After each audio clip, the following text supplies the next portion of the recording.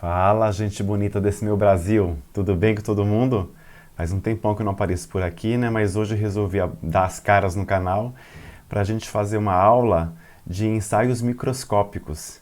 E nessa aula, na verdade, para não ficar uma aula muito extensa, eu dividi ela em 3 aulas diferentes. A primeira aula a gente vai falar um pouco sobre imunistoquímica. Na segunda aula, que eu espero já gravar na semana que vem, a gente vai falar de microscopia de fluorescência. E a terceira aula a gente fala um pouquinho de microscopia eletrônica. Hoje a gente vai falar da imunistoquímica. E quando a gente fala isso em aula, gente, isso aqui é uma aula, na verdade, é uma aula teórica para falar sobre uma prática laboratorial. Só que essa prática, que é a imunistoquímica no caso, que a gente vai ver, a gente não vai aprender a fazer a técnica só com essa aula teórica. Para a gente aprender a desenvolver a técnica de imunistoquímica, e assim como várias técnicas que eu já falei aqui no canal, inclusive, que a última aula que eu estava dando uma olhada no canal, a que foi publicada foi a de Western blot. Então a gente viu ali na teoria como funciona a técnica, mas para a gente aprender mesmo, tem que botar a mão na massa, né, gente? Então hoje, essa aula é para a gente ter essa ideia geral de como funcionam essas técnicas. Na verdade, a primeira aula é a de imunistoquímica e as outras, também de microscopia de fluorescência e a microscopia eletrônica, a gente vai, com essas aulas, ter uma ideia geral de como funcionam essas microscopias, sem a gente ter grandes aprofundamentos nessa aula. Mas vamos começar, né? Mas como eu sempre faço, eu tiro a gravação do meu rosto, eu coloco esse vídeo inicial mostrando a minha carinha aqui para que vocês me conheçam. Eu sou o professor Rony Brito, e sou professor de imunologia. E de vez em quando a gente trata um pouquinho de algumas técnicas também. No caso da microscopia, que a gente vai trabalhar aqui, tanto na imunistoquímica, como na microscopia de fluorescência, e até mesmo na microscopia eletrônica, o que eu vou abordar mais vai ser o uso dos anticorpos monoclonais que se ligam a essas células, aos cortes, aos tecidos, e a partir daí a gente consegue observar na microscopia em técnicas diferentes, em microscópios. Na verdade, o microscópio da microscopia, na verdade são microscópios diferentes mesmo. Na microscopia que é a microscopia da imunistoquímica, a gente vê naquele microscópio convencional, esses que vocês tiveram aula prática na faculdade de vocês. Já a microscopia de fluorescência, eu preciso de um microscópio de fluorescência, que aí eu tenho lasers específicos desse microscópio, para ele poder excitar os fluorocromos e que a partir dessa excitação dos fluorocromos, eles emitem um comprimento de onda diferente, uma luz, que aí no microscópio eu tenho detectores para isso e filtros. E a microscopia eletrônica também é muito diferente, é um microscópio grandão, eu acho que na universidade, não são todas as universidades que possuem, mas é algo interessante de a gente ver também. E quando a gente chegar nessa aula, que é a terceira aula, eu vou mostrar umas figuras bem legais de microscopia eletrônica, tá bom? Agora eu vou ali no programa tirar a gravação do meu rosto, porque gravando o rosto do Rony, só atrapalha, na verdade, a visualização dos slides, e o que importa é que a gente veja os slides, aprenda alguma coisa dessas aulas, né? Então, vamos lá. Ensaios microscópicos, aula 1. Então, aula de imunistoquímica, sendo que nas próximas aulas a gente vai falar sobre a microscopia de fluorescência. Deixa eu só pegar uma caneta aqui, para eu ir riscando. Microscopia de fluorescência e a microscopia eletrônica. E hoje, a nossa primeira aula, a gente começa a falar da imunistoquímica. Imunistoquímica, gente, é algo muito interessante. A gente vai usar um anticorpo contra alguma coisa naquele tecido, e esse anticorpo ele vai estar conjugado com uma enzima, que é a peroxidase. E quando você coloca o substrato da peroxidase, ela reage e ela vai depositando sobre o corte histológico, vai precipitando e vai deixando uma cor amarronzada, acastanhada, como vocês estão vendo aqui, ó.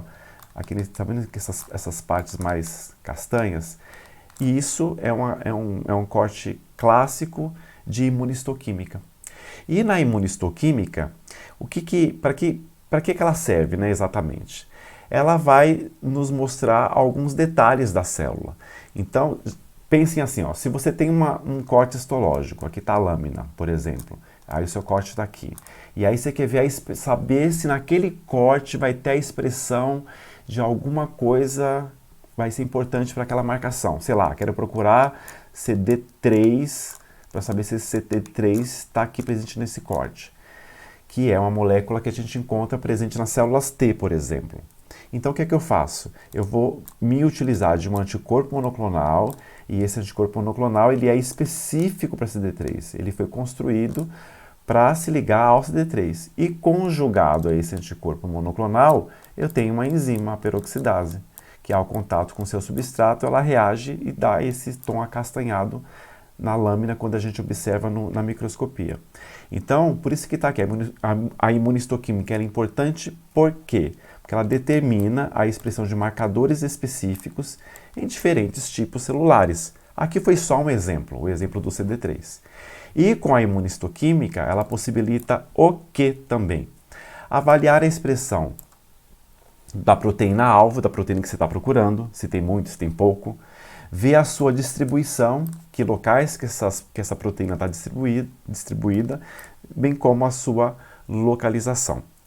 As aplicações mais comuns para a imunistoquímica, então a gente tem lá a confirmação de diagnóstico de algumas doenças, a classificação de tumores. Por exemplo, a gente sabe que a imunistoquímica ela é usada para você detectar proteínas naquela célula, naquele tecido, que normalmente são expressos em níveis muito baixos, mas às vezes devido à transformação maligna que aquela célula sofreu, ela passa a expressar outros marcadores, esse marcador que estava sendo expresso normalmente em um nível basal, aí ela começa a expressar, fazer uma superexpressão. E isso pode indicar, por exemplo, a existência de um tumor mais agressivo. Por exemplo, em câncer de mama, que é mais agressivo, existe um receptor, que é um receptor de crescimento epidérmico humano, que é chamado de HER2, que normalmente isso aí está envolvido com crescimento, diferenciação e sobrevivência de células normais nos tecidos normais. Só que quando eu tenho essa transformação e a célula virou um câncer, eu posso ter a superexpressão desse HER2. E isso é um indicativo de câncer de mama mais agressivo, por exemplo.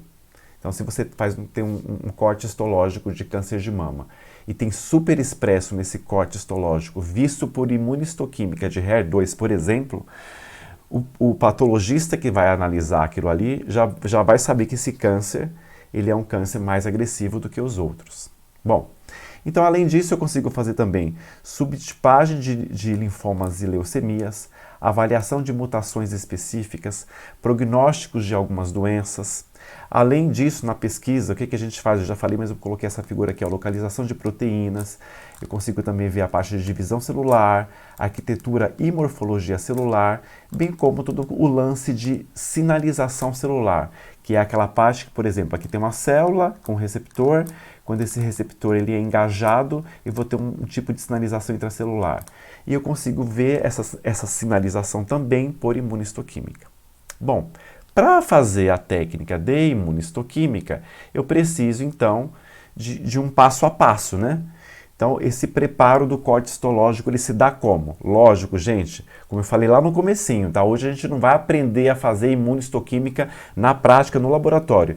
Isso aqui a gente está vendo esse apanhado geral para a gente ter uma ideia de como a técnica se desenrola. Aprender mesmo é quando vocês forem para o laboratório e colocarem a mão na massa, que eu não sei nem se vocês vão trabalhar com imunistoquímica, mas pelo menos com essa aula teórica a gente tem uma ideia de como a técnica funciona, então já é alguma coisa legal. Então na imunistoquímica eu vou usar ela em cortes histológicos em material emblocado, então são aqueles cortes que foram preparados para receber aquela coloração de HE, por exemplo. Lembram que na faculdade de vocês, nos primeiros semestres, tem aquelas aulas de histologia, de biologia celular? Muito provavelmente vocês já viram um corte histológico, aquele que é meio rosinha, arroxeado, corado com HE, que é hematoxilina e eosina. Então, quando a gente faz a imunistoquímica, o procedimento é muito parecido. Então, o tecido ele foi emblocado em parafina e a partir daí a gente faz o corte. Esse corte, então, ele é levado para uma estufa e nessa estufa vai ser justamente para fazer a desparafinização desse tecido, tirar a parafina. Faz, então, a parte de fixação com xilol e álcool, Na sequência, a gente lava as lâminas em água corrente, só que aí, nesse processo de fixação, pode ser que os epítopos, eles meio que fiquem escondidos. Então, eu faço um processo que é o processo de recuperação antigênica. Então, por conta desses fixadores, eles podem, então, mascarar os epítopos, como eu falei antes. E existem dois métodos básicos para a gente fazer essa recuperação antigênica. Eu uso o calor, que aqui tem uma sigla em inglês, ó, que é o Heat Induced Epitope Retrieval. Nossa, até que foi mais ou menos a pronúncia. E o outro método de recuperação antigênica é o método enzimático, que você usa algumas enzimas para você fazer essa recuperação desse antígeno. A partir daí, a gente tem que fazer o quê? O bloqueio da peroxidase endógena. Por que eu tenho que fazer esse bloqueio? Pensem comigo, gente. Eu não falei para vocês em algum momento lá para trás que na imunistoquímica eu vou usar um anticorpo monoclonal contra alguma coisa e ele vai estar conjugado com a enzima, que no caso é a peroxidase? Pois bem, quando eu fizer colocar o substrato da enzima para verificar se tem ou não aquilo que estou procurando no tecido, por conta da reação da peroxidase que está conjugada ao anticorpo, se eu não bloquear a peroxidase endógena, a peroxidase que eu encontro nas células normalmente, pode ser que eu esteja vendo ali algo que não é fidedigno. Eu posso estar olhando para a peroxidase endógena e achando que é a peroxidase do quê? Que está conjugada ao anticorpo. Então, antes de continuar o meu processo do meu protocolo aqui de imunistoquímica, eu tenho que fazer o quê? Um bloqueio da peroxidase endógena. A partir daí, então, a gente pode ir na sequência e saber que quando eu chegar ao final e observar aquela lâmina, o que eu estiver vendo vai ser por conta que a peroxidase agiu no seu substrato, precipitou algo acastanhado na minha lâmina e eu tenho certeza que aquilo está presente naquele tecido e não é um artefato da técnica, porque eu acabei sim bloqueando a peroxidase. Então, por isso é importante a gente bloquear a peroxidase. Bom, gente, dando continuidade então, a imunistoquímica, assim como algumas técnicas, como por exemplo técnica de aglutinação, eu posso dividir ela em duas, que eu chamo então de imunistoquímica direta e imunistoquímica indireta. Entendemos, direta e indireta, mas o que exatamente significa isso? Esses dois tipos de imunistoquímica. Bom, a imunistoquímica, quando a gente fala da direta, é quando eu uso um anticorpo monoclonal contra aquilo que eu estou procurando no tecido, porém esse anticorpo monoclonal, ele é diretamente específico contra o epítopo que eu estou procurando. E esse anticorpo, ele já está conjugado com peroxidase. Eu não vou usar, por exemplo, um anticorpo secundário. Então, aqui na imunistoquímica direta, então eu tenho aqui um corte de um tecido, a presença aqui dos epítopos, né, de interesse que eu estou procurando, o anticorpo, e aí, quando eu coloco esse anticorpo já conjugado com a peroxidase, ele vai e liga ali. A partir disso, eu vou fazer, então, acrescentar o substrato da enzima, que é o DAB. Esse DAB, então, ele vai reagir com a peroxidase, e o DAB reagindo com a peroxidase, ele precipita-se nesse local, formando o quê? Uma coloração acastanhada nesse tecido. É lógico, a observação tanto da imunistoquímica direta quanto da imunistoquímica indireta, quando você olha ao microscópio, você vê lá os pontos acastanhados. Você não sabe se ela foi direta ou indireta. Então, o que a gente está vendo aqui? Estou falando para vocês que quando chegarmos na bancada para fazer a imunistoquímica, existem essas duas possibilidades. De eu já ter o anticorpo ante aquilo que eu procuro já conjugado com a peroxidase, ou eu tenho um anticorpo purificado. E esse anticorpo purificado ele não está conjugado com nada. E por isso que essa técnica, quando eu uso um anticorpo purificado conjugado com nada, e só depois eu uso um anticorpo conjugado com a peroxidase, eu chamo essa imunistoquímica de imunistoquímica indireta. Então, na imunistoquímica indireta, ó, o anticorpo primário, como a gente está vendo aqui, ele não está conjugado com nada. Ele não tem enzima nenhuma aqui grudado nele, associado a esse anticorpo. Então, como é que eu faço para ver isso depois, né, Pro? Se vocês estiverem pensando. Depois, o que eu faço? Eu uso um anticorpo, que é chamado anticorpo secundário, e esse anticorpo aqui, esse secundário que está aqui com a peroxidase, ele é um anticorpo ante aquilo que eu estou procurando? Não, né, gente? O anticorpo monoclonal ante aquilo que eu estou procurando é esse de baixo, o anticorpo purificado, que ligou aqui no tecido que foi emblocado e colocado, fez o corte histológico e colocou ali na lâmina. E já teve toda aquela preparação que a gente viu antes para que a reação de imunistoquímica aconteça. Então, o anticorpo primário é que é o específico para os epítopos que eu procuro no tecido. Aí, para eu fazer a revelação desse corte, como esse anticorpo aqui ele é purificado, o primário ele é purificado e não está conjugado a nada, eu uso um anticorpo secundário.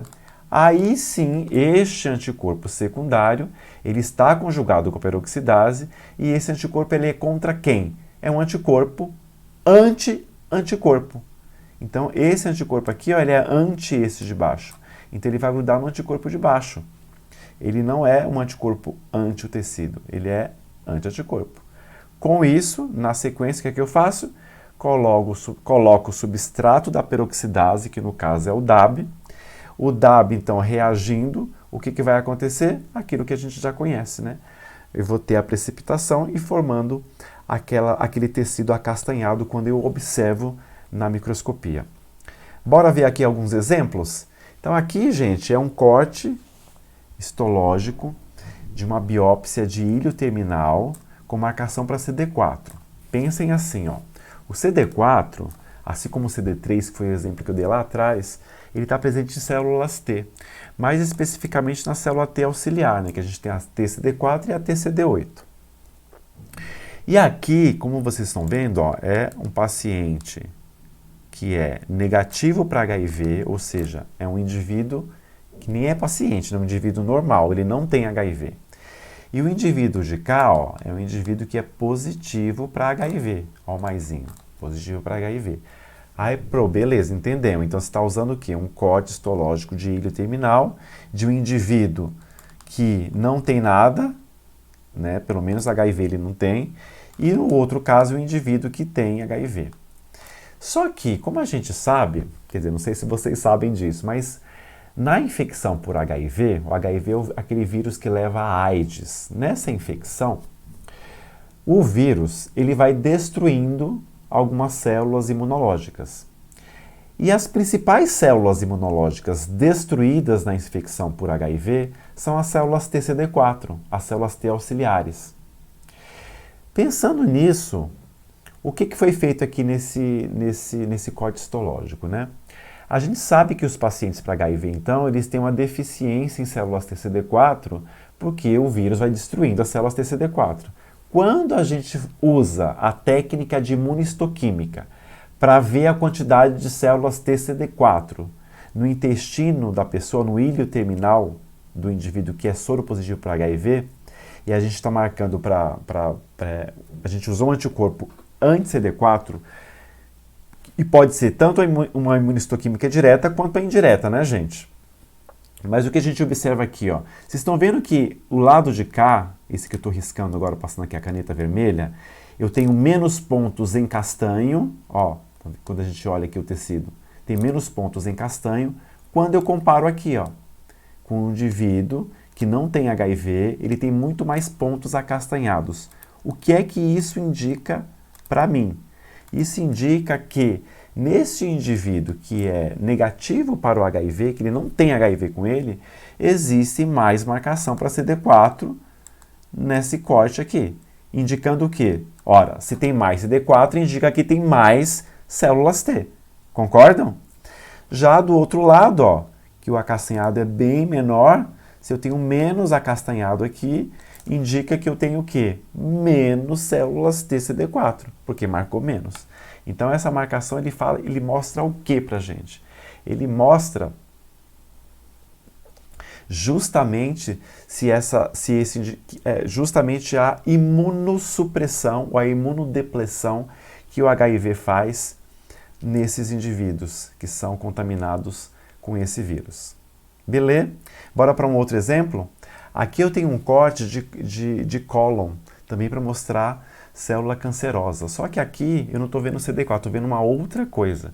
Eu estou vendo a proteína P53, que vem do gene P53.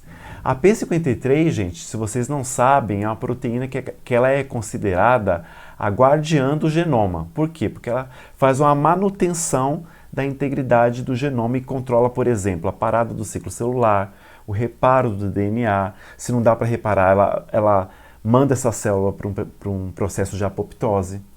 Acontece que em algumas células, quando elas se transformam e viram células cancerosas, a expressão de P53 pode aumentar por quê? Porque o estresse que foi causado ali pelo dano do DNA aumenta a fosforilação de P53.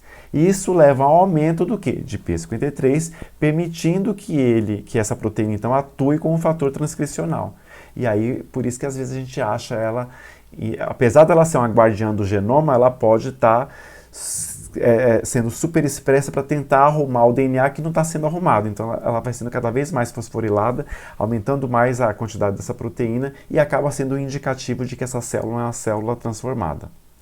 Além disso, eu também posso ter o P53 mutado, né, gente? Se o gene está mutado, eu vou ter uma proteína mutada. Logo, a P53 não consegue exercer o seu papel, que é esse papel de fazer a manutenção da integridade do genoma. Então, aqui eu tenho o quê? Um anticorpo anti-P53 e eu vejo aqui que no corte histológico de câncer coloretal, eu vejo então essas partes acastanhadas mostrando justamente a P53 que está sendo super expressa aí nesse tecido e fazendo esse indicativo de célula cancerosa. O outro é um câncer de ovário, né? O próximo slide que é esse aqui, então eu tenho aqui um ovário normal, que foi feita a mesma técnica, mas não aparece nada de castanho, ou seja, eu joguei um anticorpo anti-P53 aqui, joguei, mas como ele não está super expresso, nem apareceu nada aqui, ó, tá vendo? Ó? Que a gente enxerga o corte limpo quando a gente compara com o lado de cá, por exemplo, que está cheio de coisas castanhas, porque foi depois que você fez todo o passo a passo da imunistoquímica, você consegue isso aí. Último exemplo, gente. Aqui eu tenho 4 tumores de mama que foram curados para imunistoquímica para pesquisa de HER2. Lembra lá do HER2? Receptor de fator de crescimento epidérmico humano 2. O HER2 ele regula o crescimento, diferenciação, sobrevivência em células normais. E a superexpressão de HER2 pode indicar um subtipo mais agressivo de câncer. Então, quando a gente olha aqui, esses cortes, no A, o score 0, que é esse aqui, não há coloração de membrana. Aí vamos para o B, o B é esse aqui, do ladinho. Score mais 2, coloração circunferencial da membrana em mais de 10% das células, porém fina. Tá vendo aqui, os acastanhados? C, que é esse de cá, lado de cá. Score mais 1, coloração fraca e parcial da membrana de mais de 10% das células. D, que é esse último, que é o mais castanho que a gente observa, né? Deixa eu só apagar esse monte de rabisco. O D é o score mais 3, coloração circunferencial da membrana, grossa e retrátil, em mais de 10% das células. E os casos A e C são considerados negativos. Esse aqui, o A, que não tem nada de castanho, e esse C, que tem um score de mais 1, e a coloração é fraca e parcial. Então, eles consideram que isso acaba sendo negativo. Não tem um indicativo assim que é realmente um câncer ou um câncer agressivo. Certo, gente?